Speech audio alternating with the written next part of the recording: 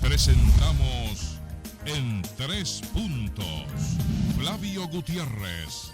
Ustedes y nuestros invitados analizarán el acontecer nacional e internacional, hechos e ideas que ocupan la atención de la sociedad. Un aporte al debate en busca de soluciones a los asuntos nacionales e internacionales actualizados.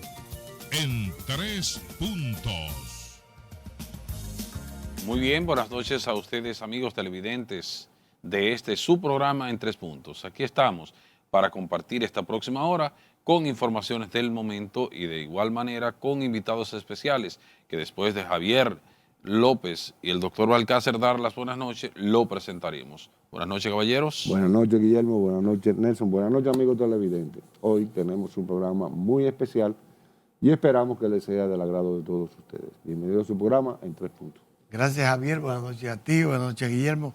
Buenas noches al país, que noche tras noche y a esta hora tan especial de la noche, pues nos permite entrar a sus hogares y llevándoles las últimas informaciones. Hoy, pues tendremos un invitado bastante especial que pues nos hablará para conocimiento de lo que nos ven de fecha muy especial como es la Independencia Nacional. Adelante. Así es, a propósito de conmemorarse el 180 aniversario de la Independencia Nacional, tenemos el privilegio de contar vía Zoom con un especialista en el área, el doctor José María Padilla, catedrático universitario e historiador, estará compartiendo con nosotros esta próxima hora para hablar de este proceso de la independencia nacional. Bienvenido y buenas noches, estimado profesor. Gracias a ustedes por tan distinguida invitación y espero, ¿verdad?, compartir durante este tiempo algunos temas, algunas reflexiones, ¿verdad?, que nos ayuden a entender la significación y la altura que tiene la fecha de mañana, históricamente hablando, para nuestro país. Así es, muchas gracias, profesor. Reiteramos, contamos con la presencia del doctor Padilla, un historiador y catedrático universitario, especialista en el área. Para ello, profesor, vamos a iniciar de inmediato con los antecedentes, pudiéramos decir, que dieron al traste con la independencia nacional, para ilustrar a nuestros amigos televidentes en ese orden. Podemos decir, como el tiempo acá es un tanto limitado, ¿verdad? Hay que comprimir un poco la temática. En términos de antecedentes se puede plantear que desde principio, digamos, de finales del siglo XVIII, los años 1700, los movimientos que se habían suscitado en Europa y que proclamaron la libertad, ¿verdad?, de lo que fueron los derechos ciudadanos, visto a través de lo que fue la Ilustración como movimiento intelectual, ¿verdad?, que hizo su despegue en el mundo occidental. Se planteó la idea de lo que era el progreso, la razón y la significación que tenía, ¿verdad?, para los pueblos el desarrollo de la historia. Entonces, digamos que en esta vertiente, en los Estados Unidos se produce el primer movimiento, ¿verdad?, de carácter independentista, y por primera vez en la historia de la humanidad y de este lado del Atlántico, se le llama las revoluciones atlánticas, ¿verdad? Se dio un proceso no ligado a lo que son los reyes ni la monarquía absoluta, y por eso la significancia que tiene, ¿verdad?, el proceso norteamericano del movimiento de lo que fue esa independencia y los padres fundadores, lo que se conllevó y la relación que tiene con la Ilustración europea. Entonces, digamos que el mundo está recurriendo, ¿verdad?, a lo que son las libertades. Se están dando movimientos en Europa, se están dando movimientos en Estados Unidos, ligado a lo intelectual, ligado a las ideas. Y digamos que el padre de la patria nuestra, Juan Pablo Duarte, recorre, ¿verdad?, de alguna manera esos procesos en viajes que realiza y desarrolla. Y para nadie es un secreto que nosotros no sufrimos el mismo alcance que tuvo la situación en América, el resto de América Latina. Ya los estados, ¿verdad?, el país vecino se habría liberado a principios del siglo XIX, producto de lo que fue el impacto de la Revolución Francesa en la llamada República de Haití, y De ahí en adelante, pues tendríamos el proceso de que si Haití nos ocupa, si España nos ocupa, entonces esa dicotomía, ese dilema, nos llevará, ¿verdad?, por un proceso que para 1822 se dará el proceso de, digamos, de manifestación de la presencia de haitiana en otra parte de la isla y lo que eso conlleva en términos de el pensamiento que habrá Duarte, ¿verdad?, con los trinitarios, y eso sería un proceso que llevará durante los 22 años. Digamos que los 22 años de la presencia de Haití acá maduraría el proceso para convertirnos en república y lo que eso conllevaría, ¿verdad?, a partir de un día como mañana de 1844. Y esa, profesor, esa invasión, ¿verdad? Esa ocupación que desde el 22 hasta el 44, ¿fue el motivo principal o existieron otros motivos que dieron al trate con la invasión que se había dado a la República Dominicana? Bueno, el tema habría que verlo en algunas dimensiones, digamos, más ampliamente, pero sin embargo, yo siento que pienso que para los fines de lo que sería, por ejemplo, nuestra obtención como pues, república, como país libre, soberano, en la formación del Estado Nacional, que es un proceso bastante complejo, pero que en 1844 alcanzamos esa categoría. Sin embargo, el tema, o sea, la invasión de Haití o la unificación de la isla es el tema central, porque recordemos que en 1821 se puso en marcha la España, digamos, el tema del Haití español con Núñez de Cáceres, pero fue un periodo llamado efímero porque no tuvo tanta trascendencia, pero le dio el orden, ¿verdad?, de que había una disponibilidad y no habían los recursos, estaba el hecho de que el mismo Núñez de Cáceres entregaría la llave de la ciudad de Santo Domingo a Guayer y a su tropa, a Jean-Pierre Guayer, demostraría que nosotros no estábamos, digamos, a la altura de la incapacidad todavía, porque la historia madura los procesos. La historia no es algo así como mecánico y desabrupto, se maduran los procesos y digamos que debió de darse el proceso que se va a llevar a cabo a partir de 1822 y como elemento principal para que se dieran de al lado las condiciones, aprender ahí que lo importante que es la libertad, lo importante que es ganar un espacio, digamos, territorial, soberano, las leyes, el problema de la identidad, ¿verdad?, territorial y lo que tiene que ver también con la diplomacia y un cúmulo de logros que tiene el nacimiento de la República. Entonces, al fin y al cabo, pienso que la República surgió en función de esa invasión y que los trinitarios, de alguna manera otros sectores, ¿verdad?, pero encabezada por los trinitarios, llevarán a cabo ese proceso de formar parte de lo que sería el establecimiento de una república libre y soberana. Profesor Padilla, en el 1822 nosotros prácticamente estábamos abandonados de la madre patria y no hubo resistencia con la ocupación haitiana en el 1822 a esta parte de la isla. Es una pregunta muy central, ¿no? Muy interesante porque pone sobre el dedo en la llaga de la situación la impronta que nos va a llevar al proceso, ¿verdad?, en términos de lo que sería esos 22 años. La historiografía se reparte entre la visión, ¿verdad?, del nacionalismo y otro grupo que adopta la postura de que nosotros hemos sido, digamos, que Haití nos dio más apoyo digamos, que problema. Se maneja el tema de invasión para lo primero y para lo segundo el tema de la unificación, un problema conceptual. Sin embargo, yo pienso que en 1822, para ir directamente a la inquietud suya, en 1822 las condiciones que dejaron los 11 años, no, 10 años de lo que fue la España boba, ocupación nuevamente de los sectores ateros, madereros, más bien ateros, llevado a cabo por Juan Sánchez Ramírez en 1809, digamos, darnos al lastre con entregarnos o devolvernos a Haití, a España de nuevo. Siempre se dice que en el amor, en la política, en la historia, en la vida, los errores se pagan caro. Y sí pagaríamos bastante caro el hecho de que entráramos de nuevo a ser dirigidos por España. España estaba en guerra ya directamente con las colonias hispanoamericanas, época de Simón Bolívar, Sucre, San Martín, O'Higgins, ¿verdad? Y ya la segunda etapa sería a finales del siglo XIX, con el caso de Puerto Rico y lo que sería Cuba, Filipinas. ¿verdad?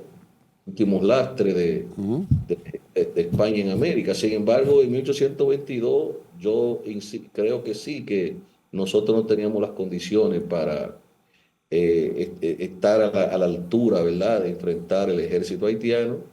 Y España realmente hubo sectores en la isla, en la parte nuestra, que se manifestaron a favor de que la ocupación o unificación con Haití era preferible a las vicisitudes que se plantearon Al durante el abandono. estado. Sí, claro, que era una época de bastante precariedad, que recordaba al siglo XVII, ¿no? Lo que Ujú. fue el siglo de la miseria en nuestra isla, en nuestro territorio unificado ya, o unificado totalmente la isla completa, durante la década de 1600, cuando realmente había que depender de ayuda extranjera, como era el El famoso situado. ducado, El situado que el venía con situado. barcos. En la capital la gente se quedaba bastante esperando, ¿verdad? Lánguida cuando veía que los barcos pasaban allá en el malecón directo, ahí al final de la costa del Caribe, y seguían directo porque entonces eso mismo dio paso a todo esto que hemos tenido como país, la problemática que se inauguró, ¿verdad?, en el siglo XVII, con la España boba se reactivaría y el haber vuelto a Haití, porque la historia no ocurre porque sí, quiero insistir en eso, pudo haber sido otra sociedad, pero quienes estaban al lado de nosotros y están son ellos. Entonces, debido a una crisis de carácter económica que planteó España y una falta quizá de visión de los sectores que en ese momento dirigían, volvimos otra vez a caer en una situación de bastante precariedad.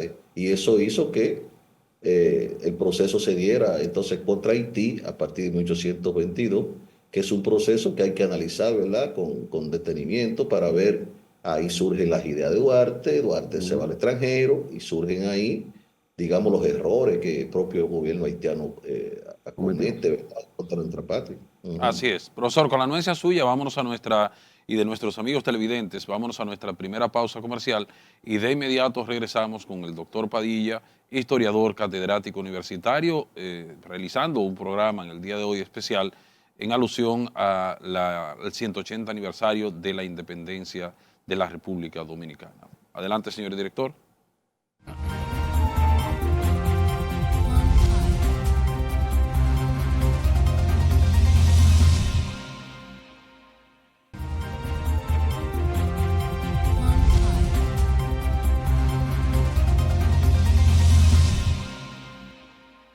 Muy bien, continuamos en este su programa en 3 puntos, en un programa especial en conmemoración al 180 aniversario de la independencia nacional a propósito de este 27 de febrero.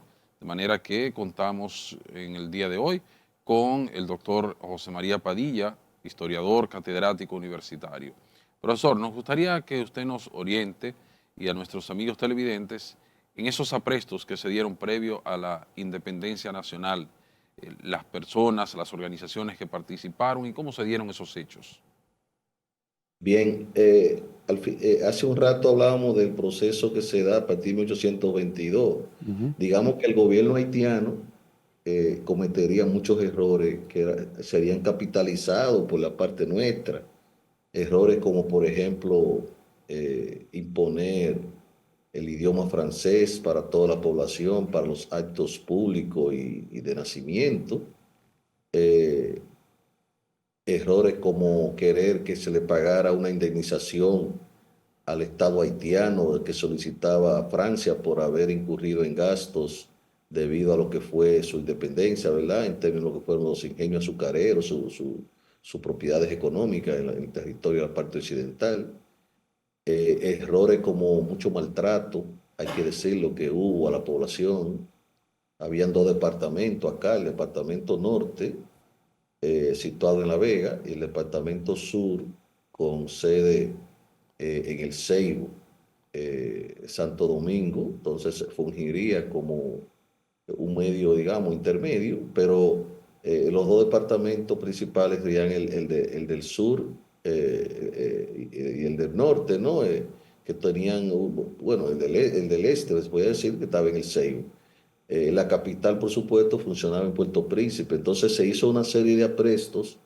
El Estado haitiano, digamos, como el Estado por sus elementos, digamos, de tipología teórico-política, el Estado está llamado a cargar con lo que es el tema de la coerción, ¿verdad? De lo que son los elementos militares. Entonces aquí estaban los generales, los comandantes en las regiones. A mí me ha tocado manejar documentación, por ejemplo, en Puerto Plata, que hice mi tesis doctoral en historia sobre la ciudad de Puerto Plata, la historia desde la propia el surgimiento de Ocogobando en 1504 hasta la actualidad. Entonces, documentos en francés que tuve acceso a ellos, que deberían la historiografía nacional insistir más en esto. Ahí se dan mucho despojo de tierra. Entonces, eso fue minando a la población, y es lo que Duarte realmente reacciona y dice, bueno, pero hay que crear un organismo, hay que reaccionar. O sea, yo creo que la grandeza de Duarte, y con él los que la acompañan en la Trinitaria, en la filantrópica, en obras de teatro, en otorgar bienes, en desarrollar un movimiento que se va a incorporar realmente poco a poco, capitalizando los errores propios del gobierno haitiano. Entonces, finalmente, estratégicamente se da la idea de que, bueno, en Haití propiamente se están dando los problemas Ok. con el gobierno de Ferran, y de Charles, perdón, de Guayer, y se van a dar los aprestos para que Duarte pueda sentirse llamado por el gobierno de Charles Seurat, un opositor, y unirse en la reforma. Entonces, esto le va a dar paso a que se haga movimiento, ¿verdad? Tendente a ver la situación para que la independencia sea catapultada para el 27 de febrero. Claro, la pregunta aquí es, ¿fue solamente los trinitarios? Porque hay otros movimientos. Pues. Hay que hablar también de la parte conservadora, el grupo político, digamos, encabezado por Pedro Santana, que tenía gran poder. Hay que decir que el poder económico y militar descansaba en esta parte Los ateros. del grupo, claro. Los Claro, ateros. los ateros que tenían una gran presencia desde el siglo XVII y que se habían ido reincorporando, tuvieron una visión religiosa, el catolicismo, la visión misma de una ideología conservadora que abarca la idea de que no hay que mejorar nada, los conservadores se sienten bien con el status quo establecido. Y entonces Duarte, que encabezó el movimiento liberal, que los liberales por excelencia son llamados idealistas, y es un término que la población casi nunca encuentra respuesta porque lo que quieren es solución a los problemas. Esa es la razón por la cual, por ejemplo, aquí han sido más exitosos los conservadores que los liberales. Cuando hablamos de Santana, o hablamos de gente como Buenaventura Báez, o hablamos de gente como Lilis, etcétera. ¿Por qué? Porque le ofrecen a la población soluciones, no ideales. Entonces eso fue lo que pasó con el propio caudillismo, y por eso se da la tendencia de los caudillos, ¿verdad? Después de este proceso de nacimiento de la República. Pero yo quiero dejar claro que en cuanto a las ideas que son las que gestan y dan al traste con lo que mañana, 180 años, harían, se cumplirán en este proceso de hoy, ¿verdad? De este proceso de hoy, 27 de febrero. Vamos a verlo como un proceso donde el grupo duartiano y trinitario es quien carga con la mayor responsabilidad histórica.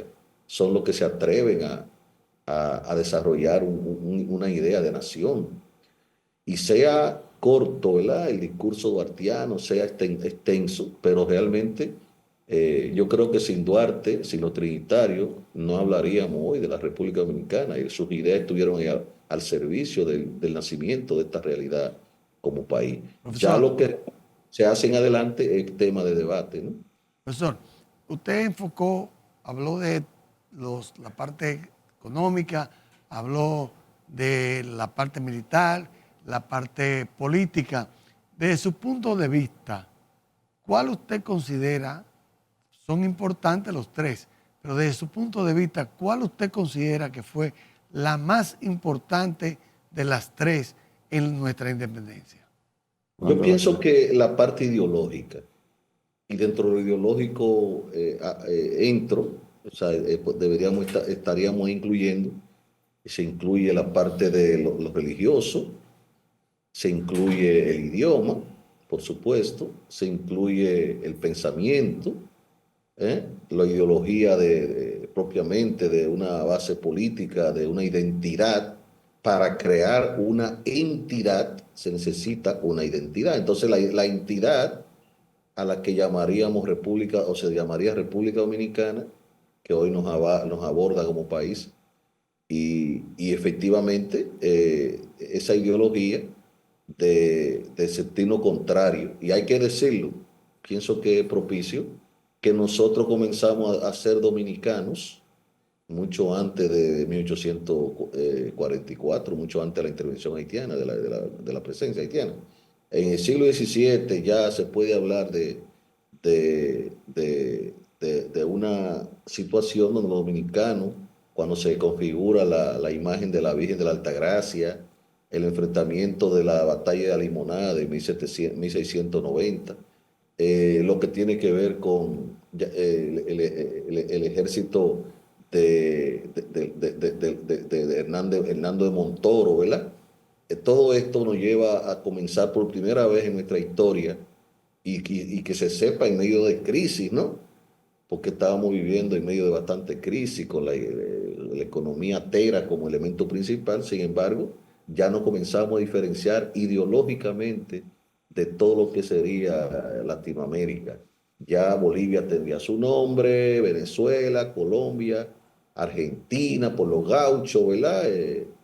Los llaneros, y nosotros comenzaríamos a llamarnos dominicanos, con una visión totalmente y unos criterios muy específicos en este escenario de lo que es el Mar Caribe, de lo que eran las revoluciones atlánticas en esta parte del mundo. Y yo pienso que ahí es que está la grandeza, la proeza de nuestra historia, ¿no?, republicana, de que nosotros comenzamos ya a trillar un camino diferente. Ya no éramos ni africanos, ni aborígenes, ni negros, ni digamos latinoamericanos, ni españoles, éramos dominicanos. Y eso hace la diferencia para el proceso que va a darse al traste. Un día como hoy, del año 1844, harán 180 años hoy, y que entonces enarbolaríamos la idea de que ya nosotros somos independientes. Claro, eso tendría bastante vicisitudes, porque son facciones, la facción de Duarte y el amor que eso transportaría a la libertad, la idea de una sociedad muy democrática, muy diferente. Pero esa no era la visión de los ateos, por supuesto que no. La división, aquí hablar de división a nosotros nos llama mucho, es muy natural, porque nosotros en nuestra realidad actual de la historia política inmediata hemos visto cómo la división aquí realmente nos define. Entonces se dividirían los ateos entre Santana y Báez, la visión francesa, la visión española. Otro grupo también, que también habría una visión de norteamericana. Y entonces, fíjense que Duarte, los trinitarios, le entregaron la antorcha a los febreristas de Luperón y de febrero de 1863 en la Guerra Restauradora, y serían incólumes, realmente muy coherentes con su práctica en términos históricos y en términos políticos. Así es, profesor, con la anuencia suya, vámonos nuevamente a nuestra siguiente pausa comercial y de inmediato regresamos con el doctor Padilla, historiador catedrático universitario, un programa alusivo al 180 aniversario de la independencia nacional. Adelante, señor director.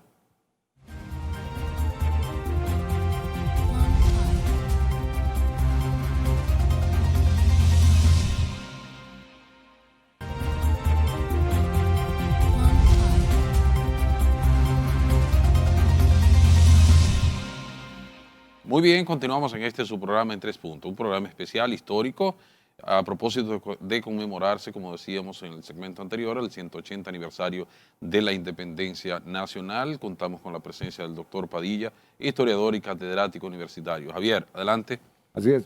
Profesor, usted habla de que los trinitarios tuvieron una participación ideal, buena, excelente, en la conformación de la lucha en la independencia nacional.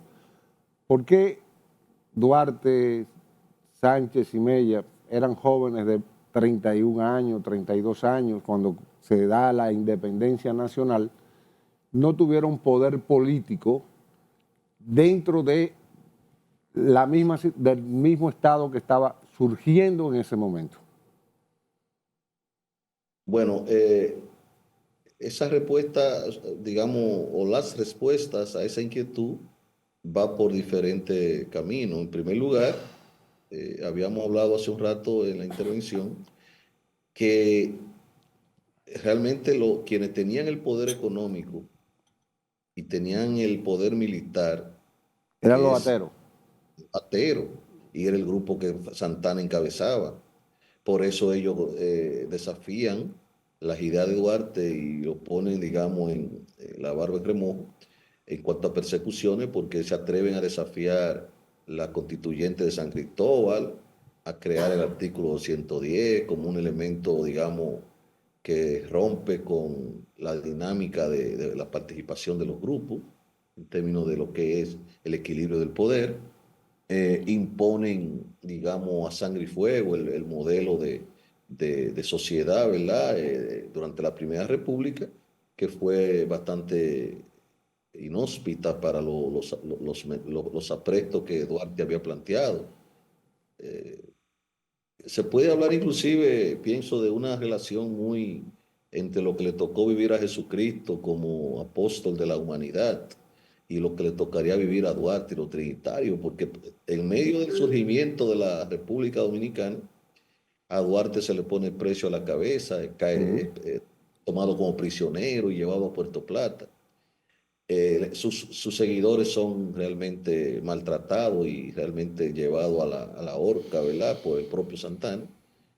Me parece que el propio Duarte tuvo que pagar con el exilio de manera forzada, aunque regrese en 1864 para el tema de lo que fue la restauración. Sin embargo, los grupos restauradores no estaban exentos de esas divisiones que conllevaban los regionalismos y el tema de esa estrechez de visión, ¿verdad? De que Duarte podía ser peligroso para aprestos personales y grupos, ¿verdad? Que se repartían el poder. Profesor, Es decir, el problema no sería aquí, digamos, la figura solamente de Duarte, sino las ideas que él transporta, o sea, cuál fue su bagaje, cuál fue su accionar, por qué Duarte es importante. Creo que porque esas ideas son las que nos denotan, no dejan un perfil del político honesto, del político o del líder que quiere que su pueblo lleve adelante un proyecto de nación en ese sentido. mire, se habla mucho de que esa noche en que ocurrió ya cercano al día de José Joaquín Puello y Francisco Rosario Sánchez estaban situados de manera estratégica en lo que fue lo que es la Puerta del Conde. Pero también se habla, se ha dicho mucho, se comenta mucho que el trabucazo que tiró, esa explosión que tiró Matías Ramón Mella, fue fruto de que habían algunas personas que estando congregadas ahí ya se estaban dispersando y aparentemente él, para evitar eso, ¡pum!, tiró el trabucazo. ¿Hasta dónde, según usted, cree que eso pueda ser cierto? Yo, a mi entender, el trabucazo es una manifestación del propio proceso los divisionismos y lo que había planteado en relación con lo que usted acaba de decir. Es decir, habían noticias, informaciones de que el proyecto podía realmente sufrir alteraciones y Mella en ese sentido se dispone al trabucazo para dejar efectuado, ¿verdad?, lo que estaba planteado, que era el momento adecuado para llevar a cabo ese paso. De todos modos, a mi entender, el proceso no se termina simplemente con el trabucazo, porque yo pienso que la historia es una relación muy permanente entre el presente y el pasado, y si nosotros hasta cierto punto estamos viviendo en una sociedad que amerita cierto correctivo y siempre está llamando al cambio para que las cosas mejoren, la sociedad prospere y los seres humanos aquí nos sintamos dignos de esta sociedad que nos ha tocado vivir y a la cual pertenecemos, es porque realmente hay alguna cuota pendiente.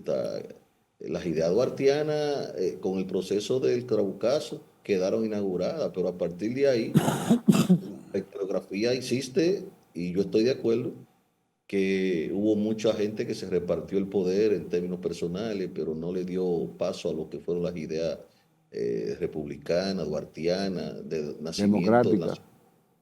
y una democracia que tienda a mejorar. Entonces, no podemos solamente decir que el trabucazo o que las ideas duartianas, esas son ideas que en el tiempo tienen respuesta, es decir, que tienen que tener una aceptación y que deben ser conocidas por la sociedad y ver qué hemos logrado, qué cosas hemos alcanzado y qué cosas tenemos pendientes de esa Claro. idea en Pero, ese sentido. pero hay algo importante, profesor, y es que fíjese que nosotros damos el trabucazo el 27 de febrero, que es la señal de partida de la lucha independentista, y tenemos respuesta después el 19 de marzo, en la primera batalla donde nosotros como país enfrentamos a los haitianos, y posteriormente la del 30 de marzo, que ahí también fue la batalla definitiva. O sea, Y otras más, posterior. otras más, o sea, pero te estoy diciendo que fue posterior a lo que fue el trabucazo, porque la noche del trabucazo,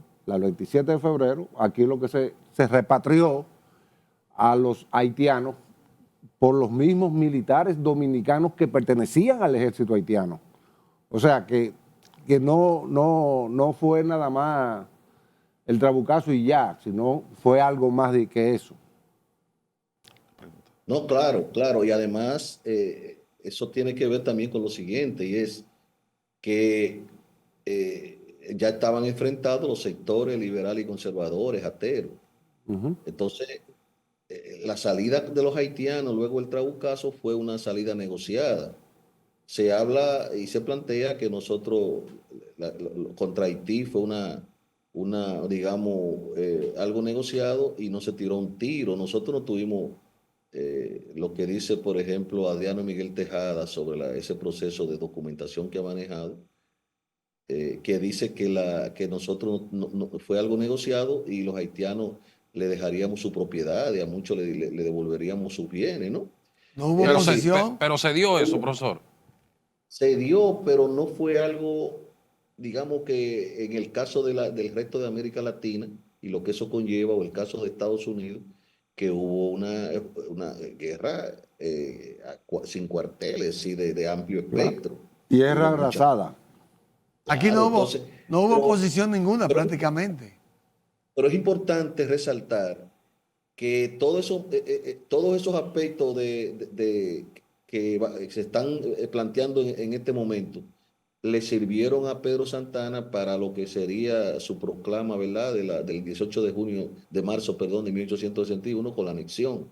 Es decir, ese grupo no se sintió capaz de tener por sí misma el país, la soberanía, de tener la mano, y sin embargo hizo el traspaso uno se plantea por qué España sí y Haití no, porque ya realmente, o ni Haití ni España, nosotros somos Claro. dominicanos. Entonces, otro elemento es que da traste con la visión de que se plantea que por qué nosotros tuvimos que acudir, ¿verdad?, a tener que recurrir a ese fenómeno de la anexión para poder salvaguardar una anexión que lo que fue mancillada. Es decir, que siempre vamos a tener esos sectores enfrentados, pero nuevamente la idea duartiana que Luperón retoma, los federalistas, las ideas restauradoras, perdón, yo pienso que en términos de ideas y de la patria, y de lo que el país realmente debe estar planteándose es de qué manera nosotros tenemos que revisar, ¿verdad? Quiénes son los que están llamados a jugar un papel aquí Bien. para que este país realmente adelante proyectos Así es, de nación. profesor. Con la anuencia suya, vámonos a nuestra última pausa comercial y de inmediato vamos a regresar con el doctor Padilla, historiador catedrático universitario. Adelante, señor director.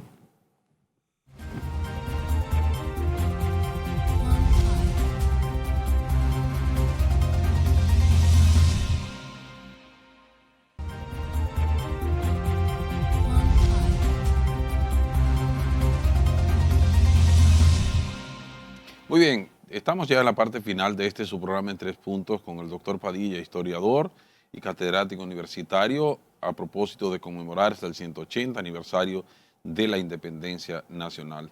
Profesor, ese proceso que se dio ya posterior a la independencia del 27 de febrero, ¿hubo por parte de los haitianos intentos para querer retomar nuevamente la parte este, lo que hoy es la República Dominicana? Sí, sin lugar a duda.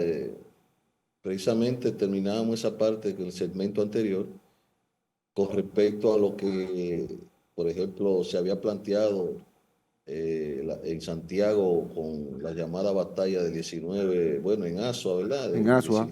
La del 19 de marzo fue en Asua. Frente en Santiago con José María Inver, Ujú. ya la batalla del Memiso, de Beler, Independencia, ¿verdad? Y precisamente El número. batalla el número, ¿verdad? En la Ujú. que Santana saldría bien parado porque los sectores que le defienden en el escenario del debate político-militar del país o militar arguyen, ¿verdad? Que Santana no fue que salvó, pero sí tuvo la visión, ¿verdad?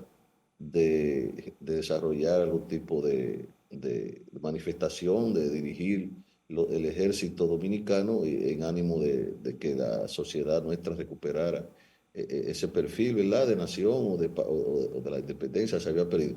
Y que decíamos, se había dado el paso de que él esgrimiría eso como elemento fundamental. Cuando uno lee la proclama, ¿verdad? De la anexión, uno se da cuenta que Santana, el miedo que tiene de volver a ser dominado por Haití, había como un temor permanente.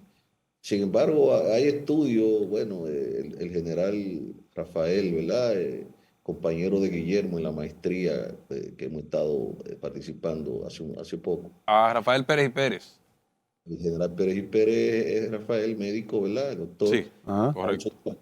ha hecho un trabajo de mucho mérito de investigación, donde demuestra que la idea de cómo Duarte administró los recursos, ¿verdad? Ujú. De general de campaña en el sur, que realmente administró tal si fuera un general estilo Así es, profesor, retírese un poquito más para que pueda.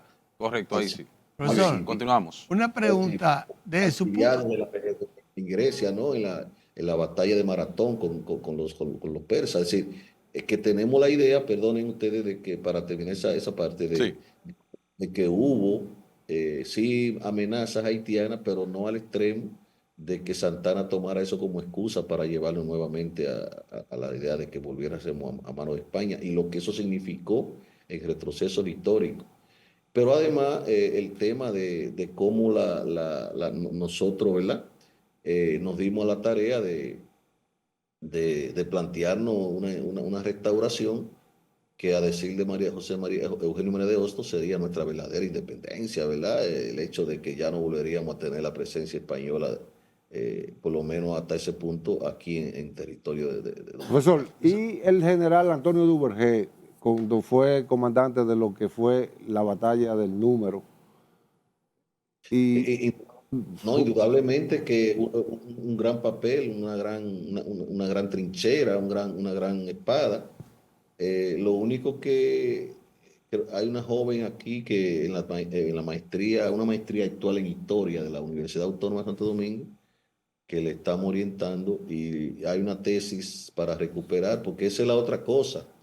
Yo creo que necesitamos nuevos empujes de investigaciones, Necesitamos nuevos formatos, nueva visión, nuevos modelos de investigación que nos permitan hablar con más propiedad de la historia dominicana y ver surgir nuevos datos, nuevas argumentaciones, nuevos modelos de investigación.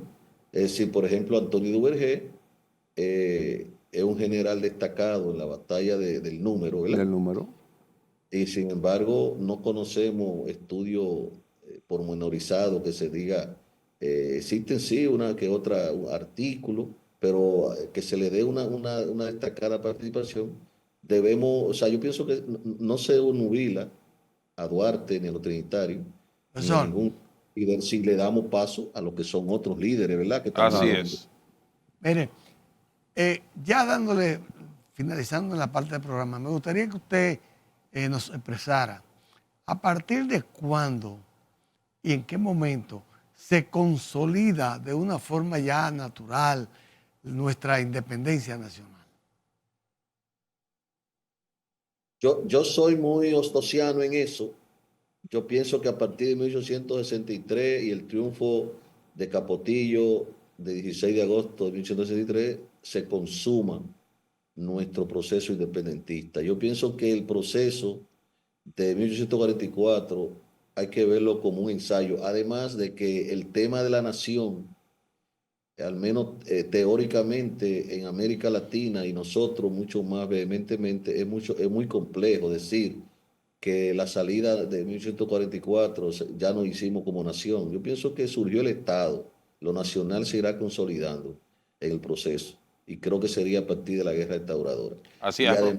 y además la nación no es algo simplemente que se da con las leyes y el territorio. También hay que verla consumada en los logros, ¿verdad?, que va teniendo la sociedad y la capacidad operativa de poder demandar, ¿verdad?, y tener resuelto o plantear soluciones a lo que demanda el momento histórico para los líderes que están relenteando el poder en una situación determinada. Así es, profesor. Usted hablaba, nosotros tenemos tres padres de la patria, Juan Pablo Duarte, Francisco Los Rosario Sánchez y Mella. ¿Considera usted que es correcto nosotros, o sea, que diríamos, el papel o el lugar que se le da a estos tres prohombres son merecedores del mismo? Eh, de entrada, podría ser correcto, lo es, pero el tema no es anquilosarnos ni estresarnos en el modelo de héroes o padres de la patria, si es más o es menos. Por ejemplo, yo no solamente porque soy de Puerto Plata, de Luperón, y cuyo nombre, ¿verdad?, me lleva a la figura de Gregorio Luperón. Ujú. Entonces, yo reclamaría, ¿por qué Gregorio Luperón no está dentro de los padres de la patria? ¿Porque es del norte o es de un pueblo del interior? Entonces, deberíamos asumir que el problema aquí no sería central en los padres de la patria, la cantidad.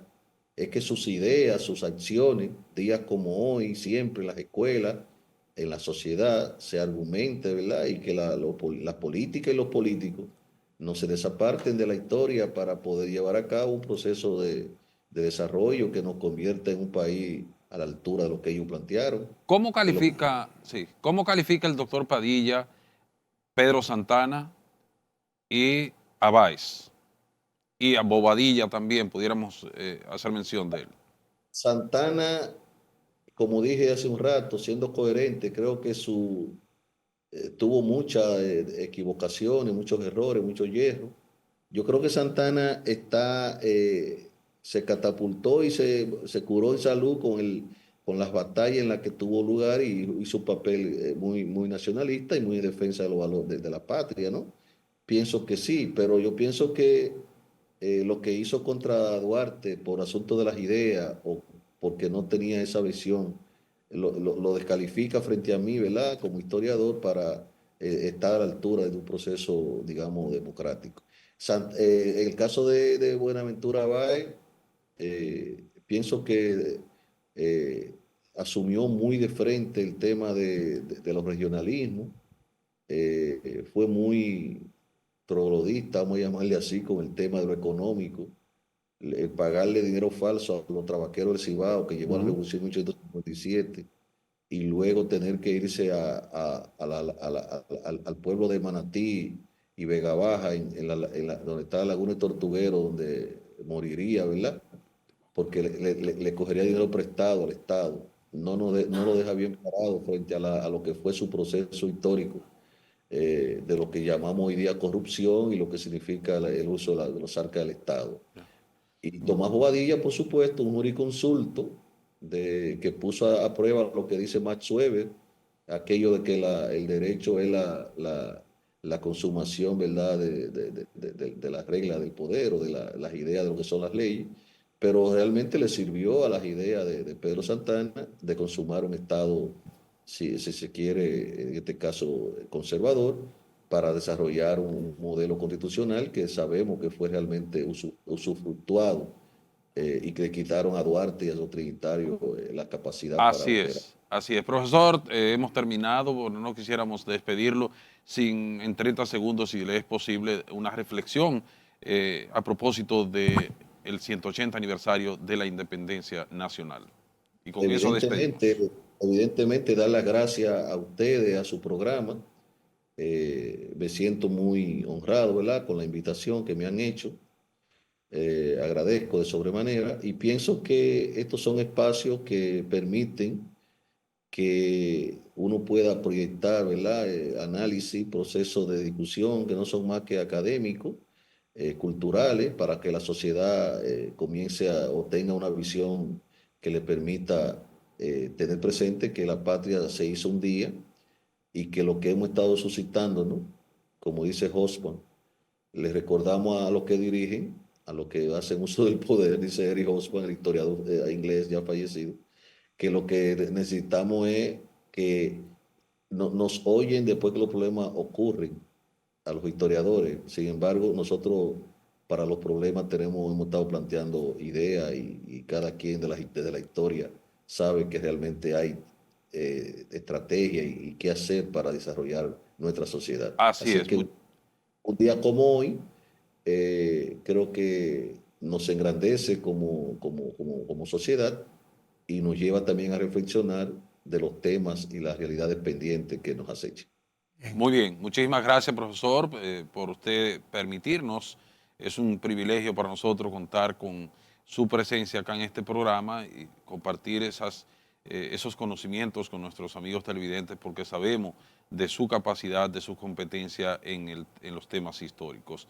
Decirle que este programa está a sus órdenes también y que habrán otros momentos para poder continuar llevándole a nuestros amigos televidentes esas enseñanzas históricas que muy bien usted domina. De otros hechos también. Así es que le reiteramos las gracias y a ustedes, amigos televidentes, de igual forma también agradecerles la amabilidad por permitirnos llegar hasta sus hogares. Será hasta la próxima.